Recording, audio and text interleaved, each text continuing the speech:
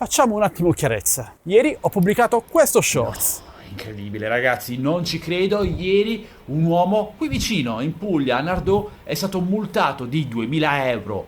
2000 euro? Per quale motivo? Beh, perché ha volato con il suo drone senza copertura assicurativa. Tra l'altro in una zona che secondo D-Flight non dovrebbe essere nemmeno no-fly zone, se non qui in alto, ma comunque si tratta di altri comuni. Ma la cosa più divertente è che almeno secondo ANSA, nemmeno il comando della Polizia Municipale di Nardò conoscerebbe appieno il regolamento. Infatti dicono che bisogna registrare l'intera flotta su una piattaforma di ENAC. Primo, non si registra l'intera flotta, ma solo il pilota per avere il QR code. Secondo, D-Flight non appartiene ad ENAC. Ed è giustissimo rispettare tutte le regolamentazioni, ma forse ora 2000 euro ragazzi, si sta leggermente esagerando. Tu cosa ne pensi? Fammelo sapere con un commento qui sotto. Come pensavo, nei commenti vi siete scatenati ragazzi. Tra chi diceva che questa multa non fosse assolutamente giusta, chi diceva il contrario, e chi diceva che una multa di 2000 euro fosse troppo poco. E per questo motivo ci tengo a fare un po' di chiarezza. Con lo short di ieri infatti non intendevo assolutamente incoraggiare un comportamento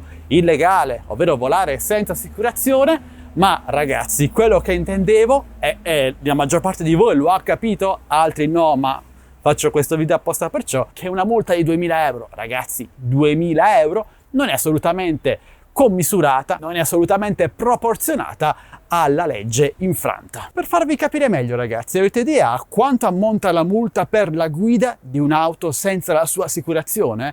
Beh, meno della metà rispetto alla multa presa da questa persona per aver volato con il drone senza assicurazione, ovvero 866 euro. E ora, dire che un drone che molto spesso, statistiche di vendita alla mano, si tratta di un DJI della serie mini, quindi sotto i 250 grammi, molto poco offensivo, sia più pericoloso di un'auto da oltre 1 tonnellata lanciata oltre 200 km/h su strada pubblica senza assicurazione, è un'assurdità, non trovate? Insomma, le multe che rischiamo ogni volta che voliamo con i nostri droni sono, a mio parere, totalmente sproporzionate e fuori da ogni logica.